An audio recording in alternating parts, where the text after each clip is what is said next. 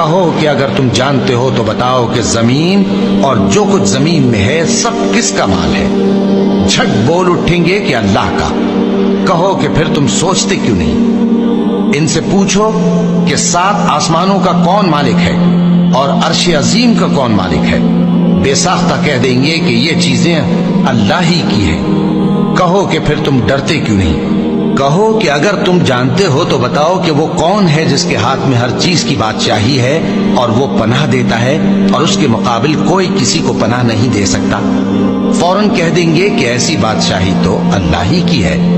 کہو کہ پھر تم پر جادو کہاں سے پڑ جاتا ہے؟ بات یہ ہے کہ ہم نے ان کے پاس حق پہنچا دیا ہے اور یہ جو بت پرستی کیے جاتے ہیں بے شک جھوٹے ہیں۔ اللہ نے نہ تو کسی کو اپنا بیٹا بنایا ہے اور نہ اس کے ساتھ کوئی اور معبود ہے۔